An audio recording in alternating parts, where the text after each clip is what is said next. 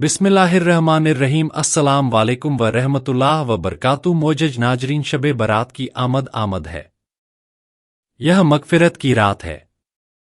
लेकिन याद रखिए कि अगर घर में ये तीन खामोश चीजें मौजूद रहे तो बुरे हालात और तंगदस्ती आपका मुकद्दर बन सकती है। लिहाजा शब बरसात से पहले पहले इन्हें पहचान कर घर से बाहर फेंक दें, वरना आप जल्दी तबाह हो सकते हैं। वो तीन चीजें क्या हैं? हर घर में एक छोटी सी चीज ऐसी होती है जो रोज बरोज नुकसान पहुंचाती चली जाती है। क्या आप जानते हैं वो क्या है?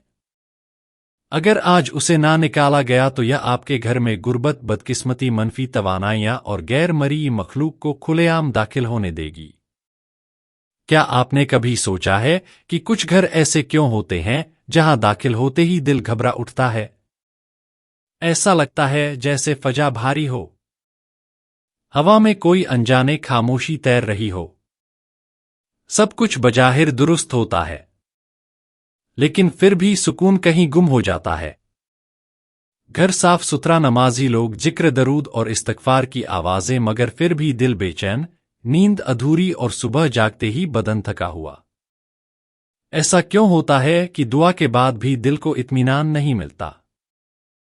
घर की खुशियां जैसे आते आते कहीं मुड़ जाती हैं और दिल किसी अनदेखे बोझ के नीचे दबने लगता है। कभी हम सोचते हैं कि शायद किसी ने नजर लगा दी, शायद कोई बदनीयत इंसान हमारे खिलाफ कुछ कर रहा है। लेकिन सच यह है कि बाज औकात बड़ा दुश्मन बाहर होता है, मगर असल दुश्मन हमारे अपने घर की दीवारों के अंदर छुपा होता है। हम खुद अनजाने में उसे पनाह देते हैं। हम खुद अपनी कमजोरी से उसे जगह देते हैं। यह वो चीज है जिसे हम मामूली समझकर रखते हैं, लेकिन दर हकीकत वही चीज है जो रोशनी को अंधेरे में बदल देती है। यही वो चीज है जो रहमत के फरिश्तों को दूर और शैतान को करीब कर देती है। ऐसा नहीं है कि घर के अफराद बुरे हो, बल्कि वो इस चीज के असरात से खुद भी बेखबर रहते हैं।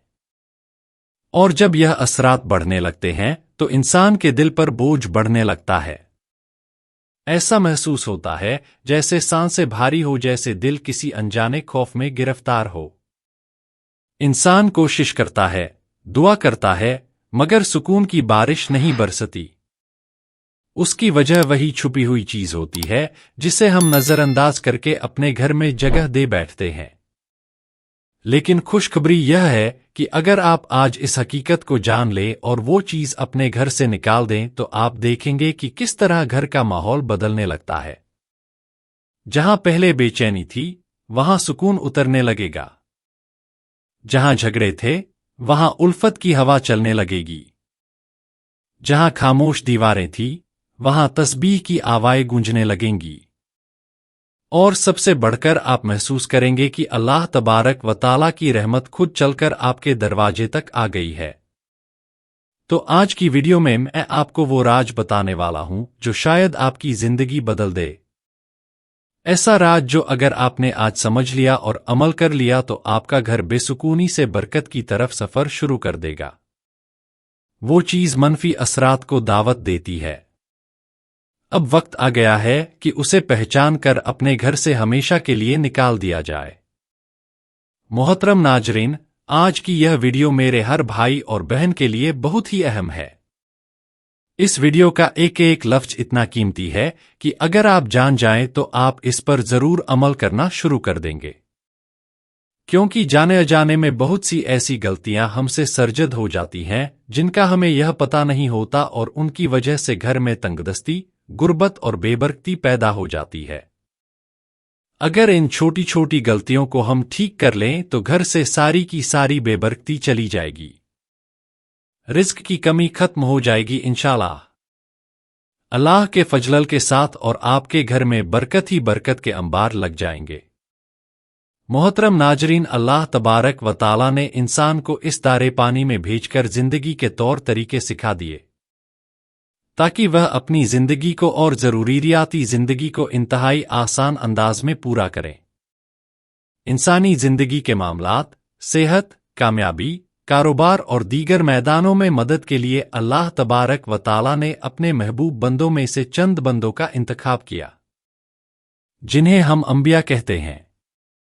ان کے بتائے ہوئے ہر طور طریقے میں نہ صرف برکت ہے بلکہ زندگی کی فلاح اور کامیابی پوشیدہ ہے۔ انسان کسی بھی میدان میں کامیابی حاصل کرنا چاہتا ہے تو اسے سیرت نبی صلی اللہ علیہ وسلم پر عمل پیرا ہونا ہوگا۔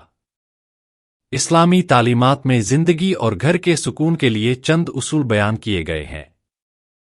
گویا کوئی انسان اگر ان پر عمل پیرا ہوتا ہے تو وہ اپنے گھر میں سکون پائے گا۔ انسان گھر میں کسی بھی کام کو سر انجام دے تو فوراً بسم اللہ پڑھے، اس کام کو کرنے سے قبل ہر وقت ذکر الہی میں مشغول رہے۔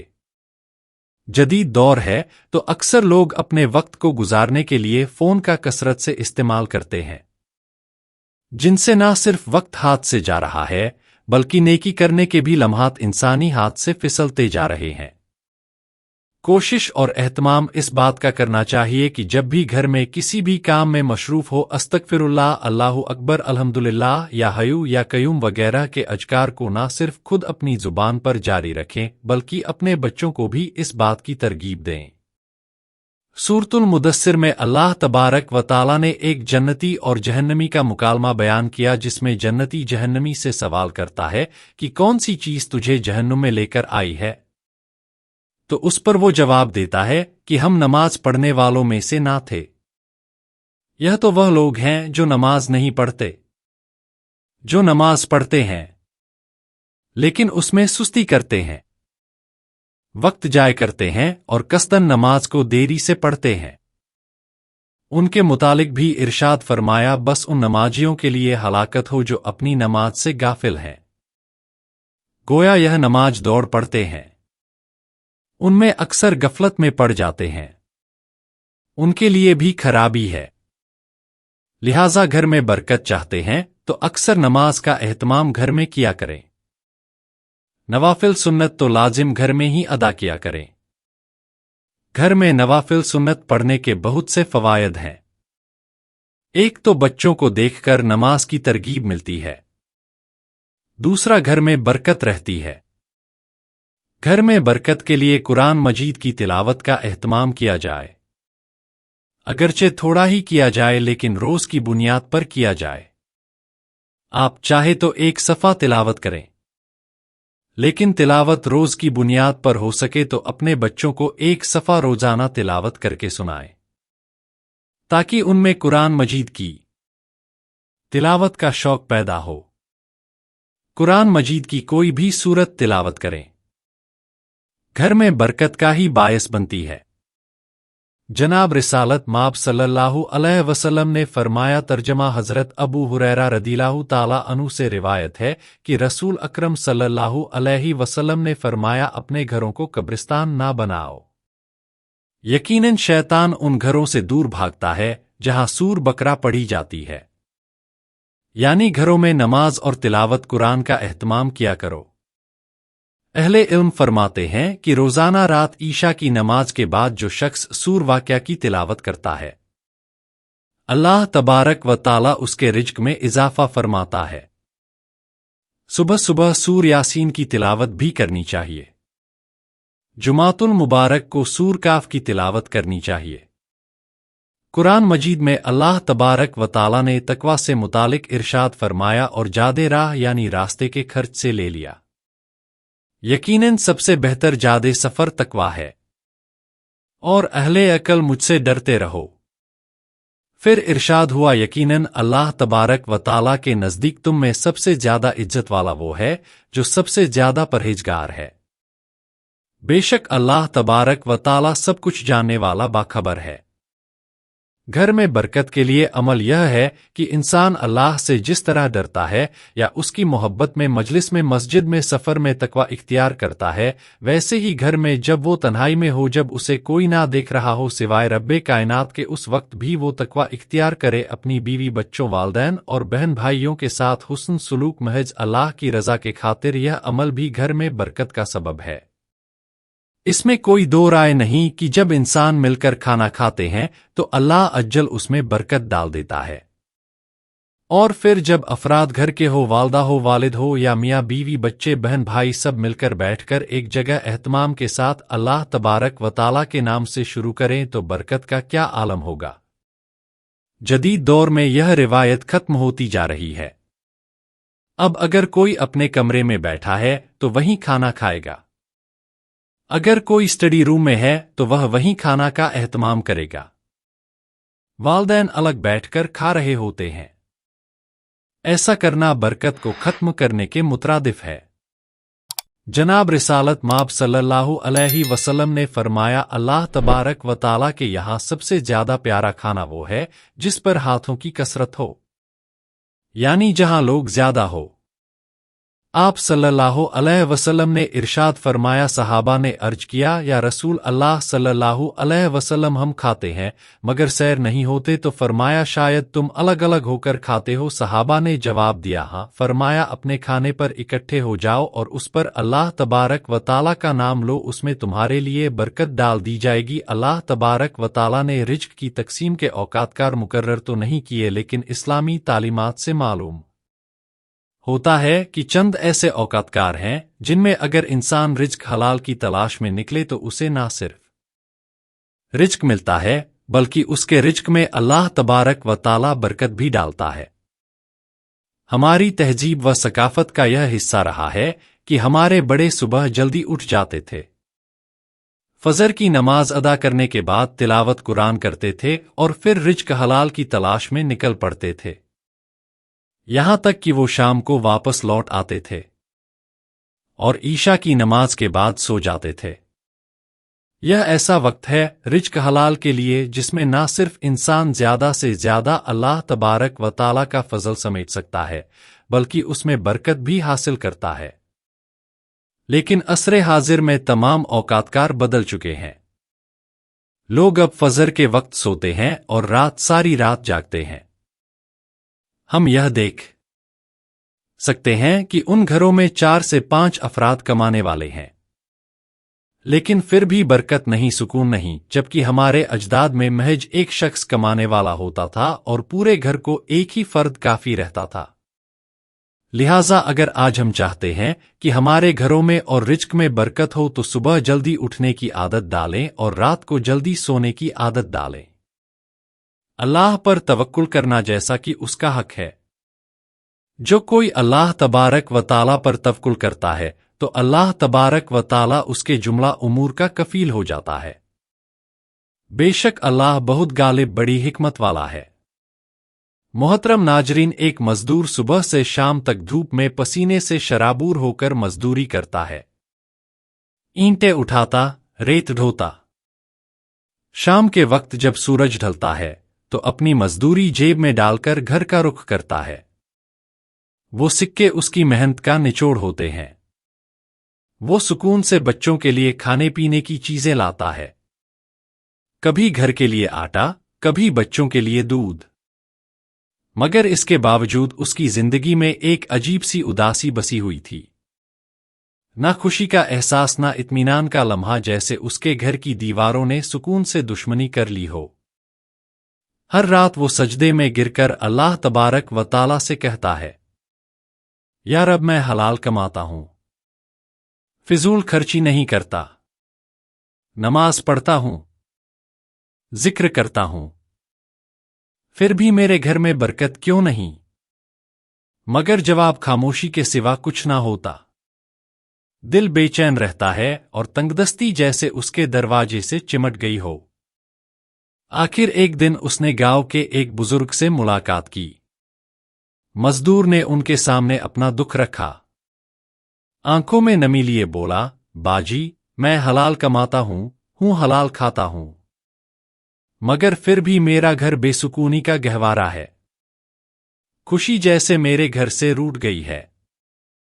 بزرگ مسکراتے ہوئے اور نہایت نرمی سے بولے، بیٹا آج کے دن کی مزدوری سے تم نے کوئی چیز نہیں خریدنی، 2 کلو مٹھائی لینا ہے اور میرے پاس لانا، میں اس پر کچھ دم کروں گا۔ جب شام کو گھر پہنچو تو دروازے پر رکھ کر اپنے کان لگا کر سننا کہ تمہارے گھر کے اندر سے کیا آواز آتی ہے۔ تمہارے گھر میں رکھی ایک چیز تمہاری تنگدستی اور بے سکونی کے حال کا راج کھول دے گی۔ مزدور نے تعجب سے دیکھا مگر چپ کر لیا۔ دن بھر کی محنت کے بعد شام ڈھلے اس نے 2 کلو مٹھائی خریدی۔ جیسے ہی اس نے اپنے گھر میں قدم رکھا تو 3 چیزیں گھر میں تنگدستی بے سکونی کو دعوت دے رہی تھی۔ پہلی چیز، جب دیواروں پر شکر کے بجائے ناشکری ہو۔ کچھ گھروں میں داخل ہوتے ہی ایک عجیب سی خاموشی استقبال کرتی ہے۔ نہ کوئی شور، نہ کوئی چیخو پکار۔ ایسا محسوس ہوتا ہے جیسے ہوا نے بھی سانس روک لی ہو۔ دیواریں جیسے کچھ کہنا چاہتی ہو۔ ان پر لکھی تحریر خاموشی سے سب کچھ کہہ جاتی ہے۔ وہ تحریر جو کسی قلم سے نہیں، انسانوں کے رویوں سے لکھی جاتی ہے۔ یہی وہ لمحہ ہوتا ہے جب گھر میں برکت کے دروازے بند ہونے لگتے ہیں، کیونکہ ان دیواروں پر اب شکر نہیں، شکایت لکھی جاتی ہے۔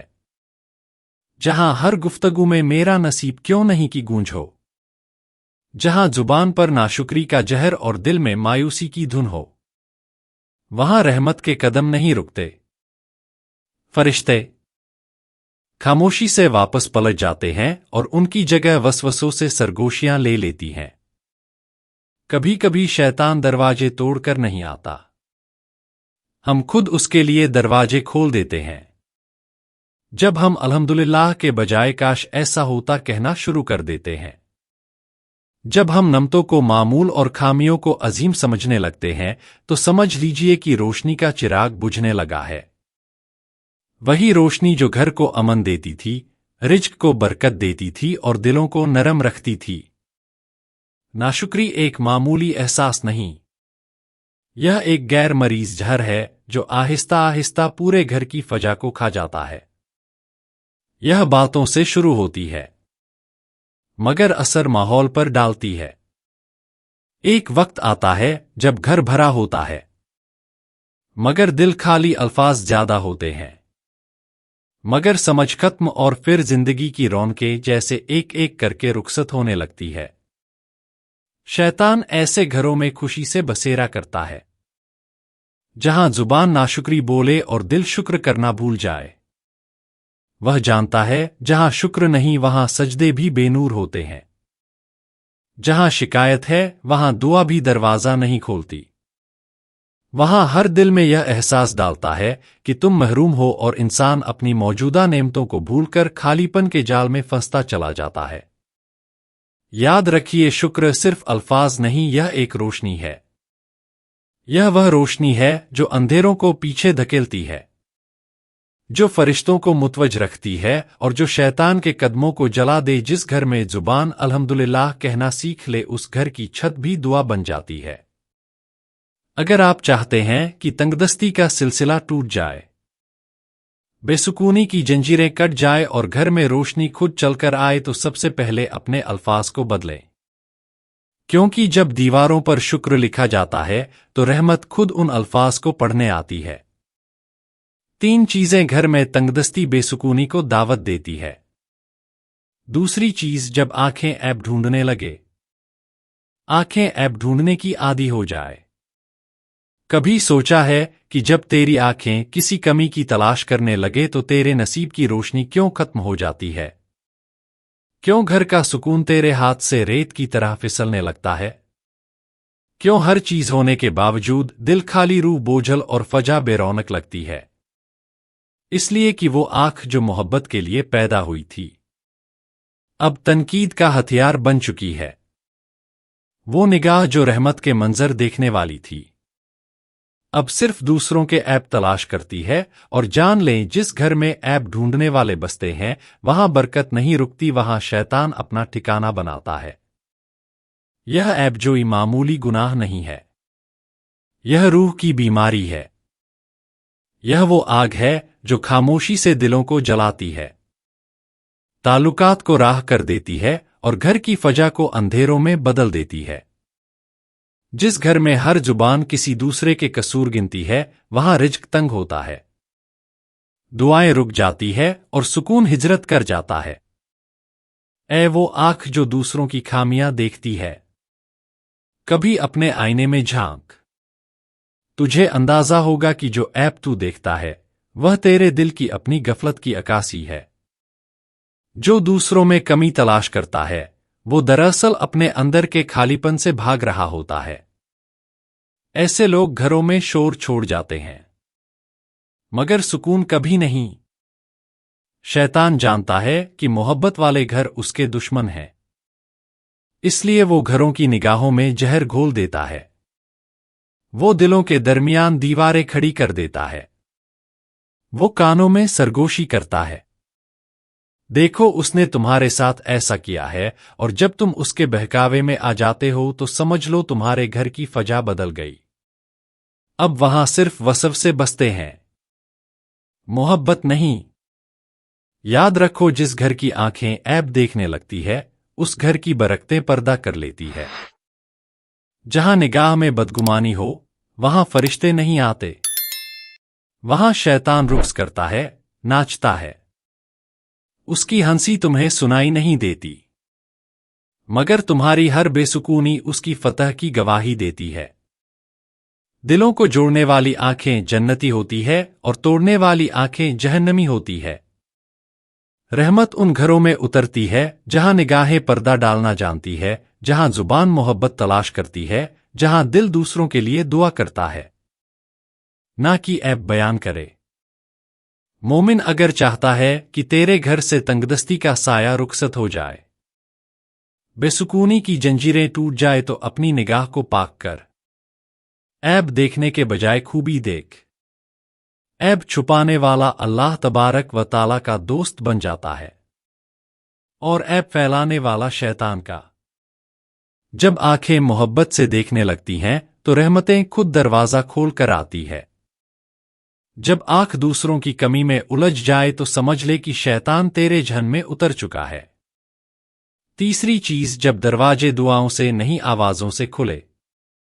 کیا تم نے کبھی سوچا ہے کہ گھر وہ جگہ ہے جہاں امن اترنا چاہیے، جہاں ہر سانس میں محبت کی خوشبو ہونی چاہیے، جہاں دروازے کھلے تو اسلام کی روشنی پھیلے؟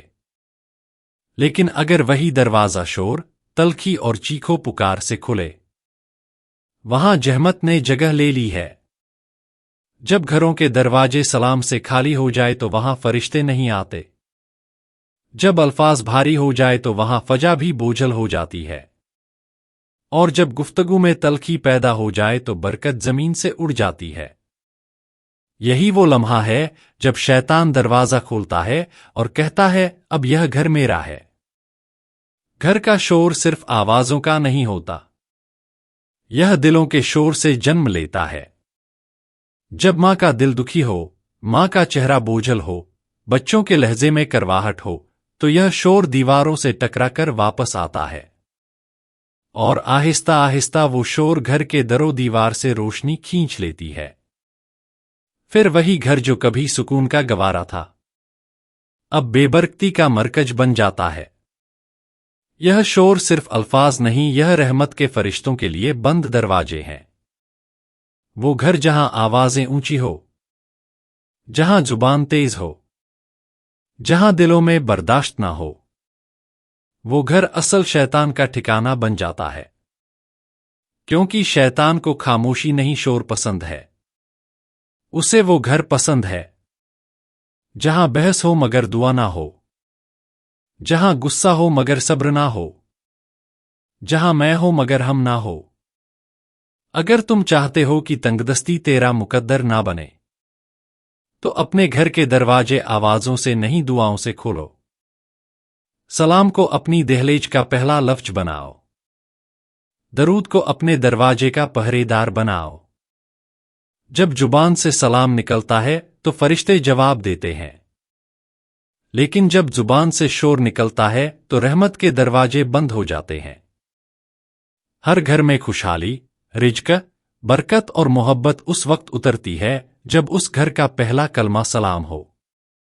ناظرین، اللہ تبارک و تعالیٰ سے دعا ہے کہ اللہ تبارک و تعالیٰ نیکی کی بات کو سننے، سمجھنے اور اس پر عمل کرنے کی توفیق عطا فرمائے۔ میرا سنانا اور آپ کا سننا اپنی بارگاہ الہی میں قبول اور منظور فرمائے اور ہمارا خاتمہ ایمان پر فرمائے۔ آمین یا رب العالمین۔ नाजरीन, वीडियो अच्छी लगी हो तो वीडियो को लाइक करें, दोस्तों में शेयर करें, चैनल को सब्सक्राइब करें और कमेंट बॉक्स में अल्लाह तबारक व ताला के 99 नामों में से एक नाम जरूर टाइप करें। अगली वीडियो तक के लिए इजाजत दीजिए। अल्लाह हाफिज।